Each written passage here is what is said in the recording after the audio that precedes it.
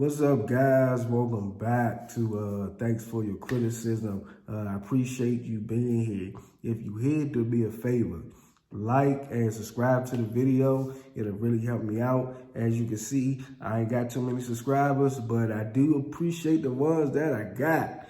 Now, I'm doing a recap of Temptation Island, Season 3. I don't remember what episode it is off the top of my head, but I'm doing it by the couples. So I'm gonna just start it off like that. Now I'm gonna start off with Chelsea and Thomas. Now this is after the bonfire. She gets into the house and only thing she wants to do is go straight to Blake. And she go to Blake, they talk, and she runs right into his arms. And she basically said that she don't want to miss out on the experience and the opportunity in basically connecting with him. That's what I got from that whole interaction. And Blake says something along the lines of he better than all the Toms of the world. I really hope that she's seeing from being around me that she can have a better guy than the Toms out there. Now, when he said that, I'm thinking like, hold up. Does this got to do with her boyfriend, Thomas, or does this got to do with the Tom that was in the house? I don't even know if that had anything to do with her or him, because I'm thinking that had to do everything with him and whatever he got going on with the Thomases and competing with them and everything like that. Now, Blake and her, they went out on a date and, you know, they talk and they laugh and they cuddle and everything like that. And she basically said something along the lines of, it's just a matter of time between something happening. It's just when it's going to happen. I feel like with Blake, it's not if, but when something's going to happen. So when I saw that, that just automatically made me think about their relationship. And I'm thinking like, oh crap, she already made up her mind. This might be over between them.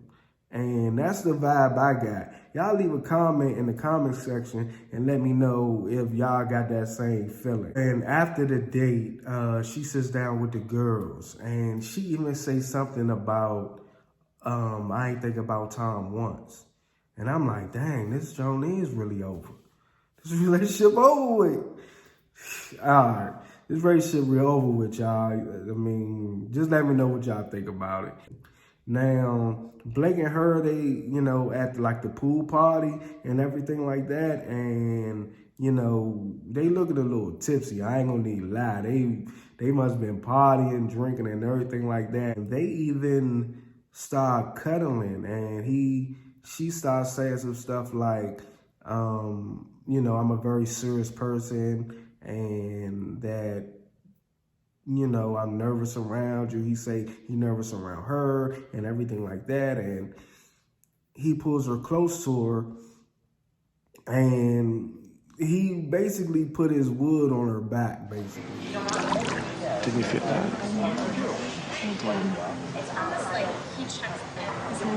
She said she liked it in and everything like that, and that's just kind of confirmed everything that I already kind of like knew, but that's basically what I got from it. And at the bonfire, she sees the clip and everything like that, and she says that she's like, she don't even care. And I'm like, damn, you don't even care? Come on now. And, you know, she basically says that she don't think that she gonna be able to get over something like that. So it seemed like, you know, she got the same standards of when she first came in here. I don't want my man to want to touch other women like that. And I don't think I'll get over it. Like, I don't think I'm okay with it. I can't change myself and how I feel about that and how I want to be respected in my relationship. And she basically says that she can't change how she feels and that she's not. And she wants a guy like Blake that's not going to treat her like that and that's not going to be flirting with other girls and everything. And it seems like out of all the talking that they did, it seems like she knows that Thomas is not her guy. Now, she was projecting a little bit. Now. And I feel like he found a reason. Oh, if she's over there doing whatever she wants, I'm going to open up. He took that to do whatever he wants and to act like that. In the conversation with her and Mark and everything like that, but overall, it just seems like she's moving on. And that is, that's a wild and crazy thing. Now, with Thomas and everything like that, the first bonfire, he sees a clip and he said it's okay because he going through the process and, you know, she going through the process the same and everything like that. And after that, they went out on a date, him and Sophia, and, you know, they giggling, laughing, rubbing mud on each other and stuff like that. Sophia says this is a turning point in their relationship, and that was kind of telling to me because she's saying like relationship. So whatever they got going on, it's a relationship. And even Thomas mirrors that, and he says that he don't want to lose the connection with Sophia, like ever. So I'll never be able to forget these times we were spending together. She's going to be a part of my life, I hope, for the rest of it. So that's big. I don't know what they got going on, but I'm seeing they having a lot of fun, and it seemed like it might work out, but it's not likely. On the simple fact that she's so young, and she got a lot of stuff to get out of her system. I mean, I could see if she was like 26, right? Then I could be like, okay, that's cool. Everything gonna work out between them is good. But she's younger than that. I think she's 21 or something like that, or 22. I'm not sure. But she's super young, and I think that they might be good. Even now, after that, at the party or something like that, Sophia really tried hard to kiss Thomas and everything like that. Like, she's saying that it's super hard for her, and even when she drunk, she still just respect the fact. And that's good, because Thomas ain't overstepping the boundaries and everything like that. I mean, he might rub the booty and stuff like that and all that, but, you know, he ain't overstepping too many boundaries. Now, he does say that it's very hard for him to kind of like do that and everything. So, I mean, just as far as the kissing, it's real hard for him to hold back on the fact, but, you know, he's doing it and stuff. And even at the bonfire, he's very aware of the fact that he might lose Chelsea because, you know, he just see the clip and he sees how, well, he actually saw the clip that happened that same night. So that was wild because I think everybody else got a clip of the last day or the day previous before that, but he got a clip from that same night, if that's how they edited it and everything like that. But, you know, he's very aware and he sees the fact that, you know, he might lose her. What's going through your head right now? That we're gonna lose each other. And everything like that. And he even says something about he don't want to be hypocritical because he knows that he's doing the same thing with Sophia and the connection he built. But he is upset. And he even said that he got some rage going on. And he even says that he thought that, you know, Chelsea wasn't going to do anything and that he put more trust in her than that.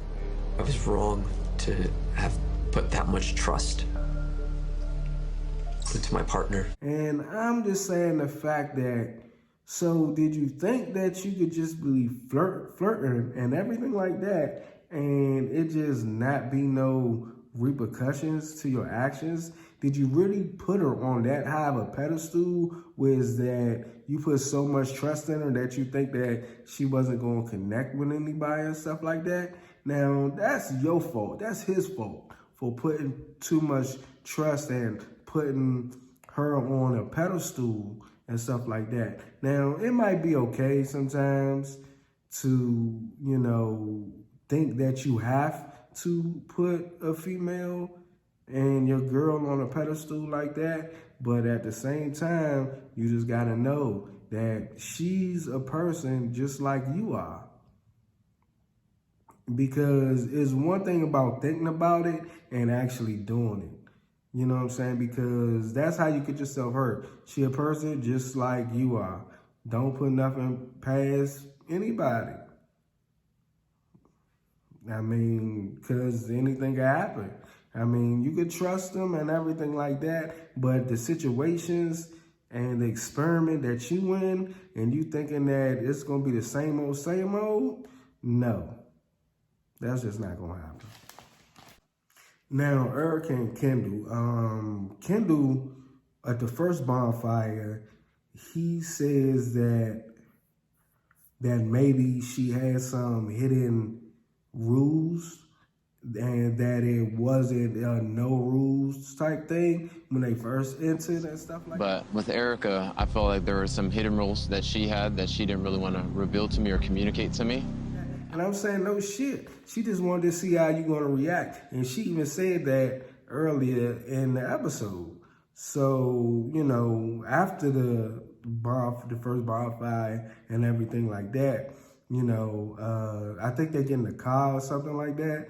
But Julian basically tells him that, hey, look, you know, I've been where you've been. Now, you might not want to lose Erica because that is a rough feeling. You might not want to lose her and stuff like that. So he said maybe it's too late. And I think he's right. Maybe it's too late. But after that, Kendall and Alexis, they went on a date and they talk about kids and everything like that. Now, you know, about the future and what's going to happen afterwards, about when they leave the villa and everything like that. And Alexis asked him a question about something. I forget exactly what she said. But, you know, he did say that he wants to see how things going to go with him and Erica. And when I heard this, I'm like, oh, what? Hold up, what? So you basically backtracking now. You know what I'm saying? I don't know what changed if he sees how he hurt Erica and stuff like that. But what I'm seeing that it seemed like he backtracking. Y'all comment in the comment section and y'all let me know if he backtracking on that. But Alexis says that she could see a future with him, but she don't want to get her heart broken, stuff like that. Now at the party, Nicole takes Kendall and Alexis over in this little couch looking thing, and they sit down and they talk about her feelings basically towards it, because she say that she don't want to come in between them and what they got going on. She just want to express her feelings and how she feel about it and everything like that. I'm so glad that you guys had such a cute date today, though. Like, yeah. I will always be your spirit animal, and if you ever need a toy, let me know. Now, you know, she says that she cared for him and everything like that, and she even says something about she could be their toy and stuff like that. And this when Alexis stop her and basically tell her that, you know, you more than just a toy, you know, we care about you. So they bond over that. Kendall basically bond over he happy because there might be like a throuple thing going on or something like that. Now, I said this in my last review that it might be a throuple thing going on just because of the simple fact that Nicole, she gets... It seems like she gets attached easy, because even with the whole thing between her and Cory and everything like that, that's basically the type of vibe that I got. Now, after that party and everything like that, during the daytime, Tula's sitting up there and she talking to Kendall and she braiding his head and everything. Now, she basically asked him a question about, do you want to really be in a relationship with your girl? And he like, oh, well, why you say that and stuff? And then she was like, well, how would she feel if, you know, you was doing the same, if she was doing the same thing you was doing and stuff? And he say something about, oh, like, you know, she knows what I bring to the table and all this stuff. Do you really want to leave the island with your girlfriend? Like, for real? Why would you think I would want to? Because just your actions, like, do you think that your girlfriend would want to leave with you after seeing those bonfire clips? I think she knows what I bring to the table. I mean, I hear you, Kendall, but I don't know. And it don't matter how much you bring to the table. You could be like a millionaire and stuff like that. But if somebody don't want to be treated like shit, then you treat them like shit.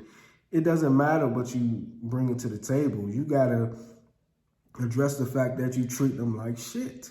So that's basically the whole vibe I got from that. To the like, man, look, if somebody do me like that, I'm coming for their neck. And I absolutely agree with her. Now, during the bonfire, before they even get to the bonfire, Thomas says that Erica was hurt and stuff like that. And do you even want to make anything work and stuff like that? And, you know, he was like, yeah, I want to make it work with Erica. And I'm like, oh, this guy all the way backtracking now, all the way. I mean, like, if he was one way in the beginning, he ain't that way now. Like, I don't know if he, you know, want her back and stuff like that, but that's the whole vibe I'm getting. Because, you know, even Cory says something about, like, so who are you leading on? Are you leading on Erica or are you leading on Alexis? Now, you know, he watched a little clip with Jesse and Erica and stuff like that. And he Mark asked him, do you think that, you know, you're going to get Erica back or she going to forgive you and stuff like that? And he basically said, yeah, he think that she going to get over all this other stuff that happened during this experiment and stuff like that. And I'm like, man, look, I don't know what's going to happen, but I'm just thinking, like, is that even possible? For her to forgive that? I don't know. Y'all let me know, but I don't think it's possible. Hey, I mean, that's just me. Okay, now, Erica. Erica went on a date with Jesse, and he basically tells her that, look, I like you, and that I want to see you outside of here. I want to, you know, come visit you. I want you to come visit me, and that you can't go back to what you've been dealing with before. Yeah, Kendall convinced me that, like, my family was just taking too much of my time and I wasn't working on myself, so. You can't go back to that. So it seemed like he giving her a open path to him and whatever he got going on, or that's if, you know, just to see if it's going to work out or not. And she says that she really liked Jess and she could see herself moving forward with him. Now, later on, the boys, I think they were sitting outside working out or something like that. And they say something about, like, oh, they think that she going to go back. And that's very telling. I don't know what Erica doing in the villa and everything like that, but it just seems like that everybody getting the vibe, well, the guys, the boys getting the vibe that she want to go back. And I don't know what that's about, but it don't seem good to me. She talks with Erin about what she and Kendall going to talk. Well, Erin basically just want to know what they going to talk about.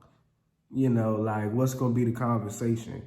Because you hear Erica and she talking about, like, moving on and stuff like that, but he always seemed like, she could pull him back. And, you know, she says she a little afraid of that and stuff like that.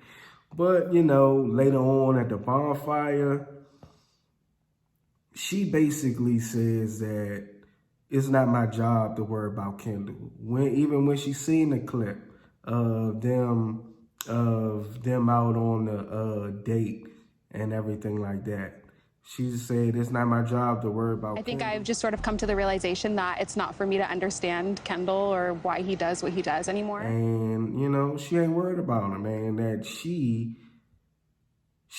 wishes that she could tell Alexis about how Kendall is, you know, because it's easy, the first start in the beginning of the relationship, it's easy to kind of get things misconstrued because everything all fun and good because it's honeymoon phase. So, you know, she just wish she could tell Alexis that, and she said that Kendall don't deserve a female like her. So, and I think that's absolutely fair to say. Now, Kristen and Julian, I noticed that they had far as Kristen and everything, had like a real big breakthrough and everything like that. This episode was very heavy on the feels or whatever you want to call it, but just very emotional for them. Now, Kristen, Kristen went on a date with I'm gonna butcher this guy's name, but she went out on a date with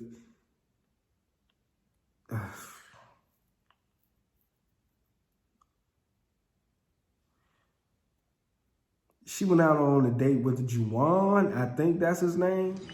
Jewel like breaking down by himself in his room, and I finally understand how he feels because I never let him be there for me. And she opens up to him about, you know, her feeling closed off and her shutting the door on her feelings.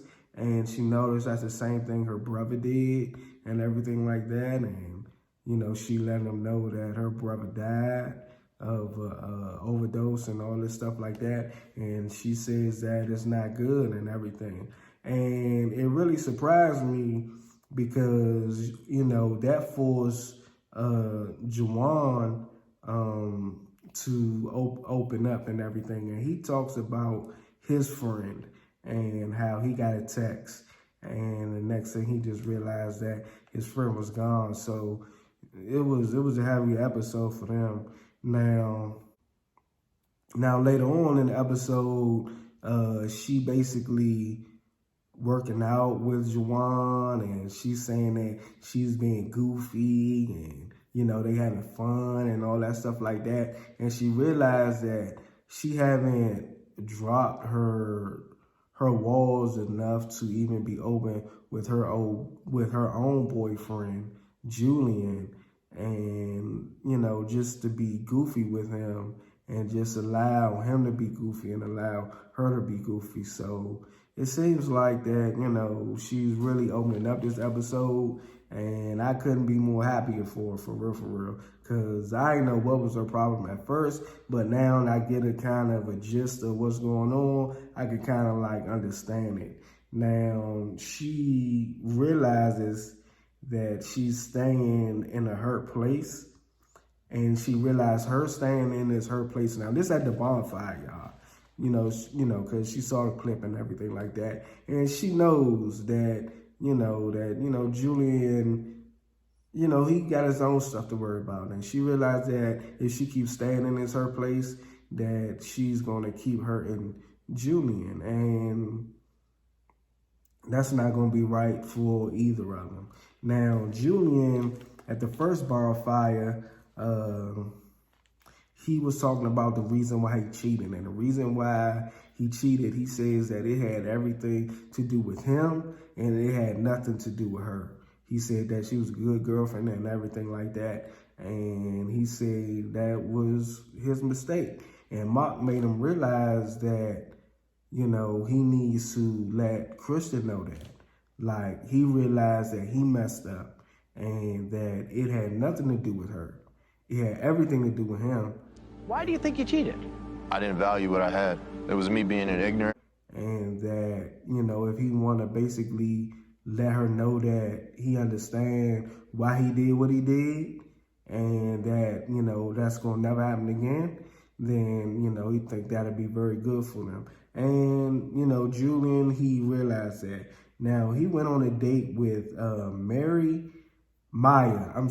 went on a date with Maya, and, you know, they ride bikes and they talk and everything like that. And she tells him that, you know, you don't want to basically be on eggshells, you know, for the rest of the remaining of the relationship. And, you know, doing everything, I think it was Maya, and this is after the date. They were sitting at a pool, and I think it was Thomas, and I think it was Maya. And they were sitting at the pool with Julian, and Maya basically asked, you know, what was going on between something that brought you and your girl closer together, stuff like that, the brother, and just the loss that he was talking about. But it took a death in the family for you guys to come together. How did you find out, and vice versa? It was like 2 in the morning. She called me and told me, you know, what had happened. And he expressed himself basically by saying that he made a promise to the brother, because the brother was super close. Well, he was super close to the brother also. So it's just like a brother to him too. So he made a promise that he will always take care of Christian, and he basically want to keep that promise, not only for her brother, but for himself. And, you know, he basically break down on that. Now, at the bonfire, he realized that they are going through similar situations, and that she is opening up, and he realized that they gonna have a lot to, you know, go through, but it seems like that they on the path of doing things the right way. We're gonna see how it play out with them, but that's basically what I got a vibe for.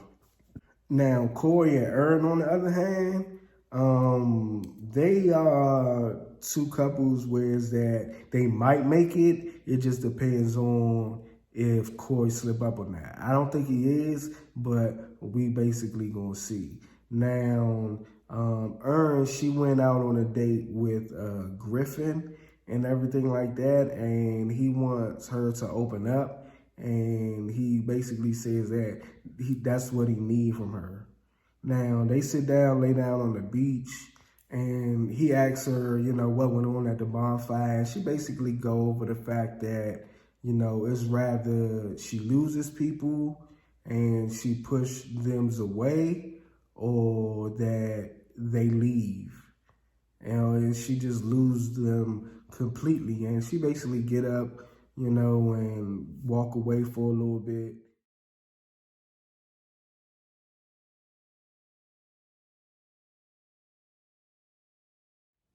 And she even says that she hasn't been happy in a long time, and she don't want to lose Cory. And she realized that she basically got to get out of her own way. Now, Erin talks to Shaq when she came back into the villa and everything like that. And, you know, she says that, you know, she opening up and everything like that. And Shaq let her know, like, hey, you know, I realize that. I see that you opening up, and that he don't want their relationship to be just fun and, you know, games and laughing and everything like that. He basically saying that he wanted to be more serious and stuff. Now, at the bonfire, she says that she's angry about her past and her past relationships, and that she just don't want to put that on her relationship now. And Mark made her realize that, you know, sometimes hurt people, because she been in an abusive relationship and everything like that. And it seems like she realized that. Now, Cory, on the other hand, he went out on a date with Amanda, and they sitting down with this little thing that I don't even know what you call these things. Somebody help me out, y'all. Get in the comment section. Let me know what they were sitting on. But it's these two things attached in these trees and stuff like that, and they basically just looking into each other's eyes. Right this way. How so? As far as just being able to be vulnerable. I was never good at opening up and being vulnerable. Basically, Amanda asks him, are you prepared if she hasn't grown as much as you did and stuff like that? And, you know, he's basically saying, like, for a long time, he thought that only Erin was the best he can do and stuff like that. Now, Amanda says something about she wants to be his biggest cheerleader. Now, I don't know if that's going to be a recipe for a relationship, but if anything, it'll be a physical type thing. But I don't think that is going to be a relationship type thing for them. I think maybe he shut that down a long time ago. So I guess it depends on how far their physical connection gonna go. I don't think it's gonna go anywhere, but I'm just saying. Now, he gets at the bonfire, and he say he realized he's a good guy. He says that he realized he a catch. He says that, you know, he's smart and funny and stuff. And everybody basically sizes him up. I'm witty, and I'm pretty darn good looking, I could say, right? You bet you are. Now, and he basically, after seeing the clip and everything like that, he knows that it's not Erin's fault for his, well, it's not all her fault for the lack of confidence and everything like that. So, he knows that it's not all Erin's fault for his lack of confidence. He knows that he played a part in that also. All right, guys, that's the end of my recap. Leave a comment in the comment section. Let me know which couple y'all think going to make it. And leave a thumbs up for me so I can know y'all made it to the end of the video. Now, do y'all think, is it a difference between what Thomas did when he was rubbing Sophia's booty, or that Blake put his wood on Chelsea's back? Y'all let me know which one is worse. And do y'all think that they gonna make it? Or do y'all even think that Erica gonna take Kendall back? Do y'all think that Erin and Cory gonna stay together? Do you think that she gonna realize that she got a good guy? Do you think that Cory gonna be like, you know, I realize my worth and I just want better? Do you think that Christian and Julian is going to get out of their own way? And Christian, most of all, will realize that she need to put the past in the past and focus on her future more. Y'all let me know what y'all think. Leave a comment in the comment section, and I'll see y'all next video.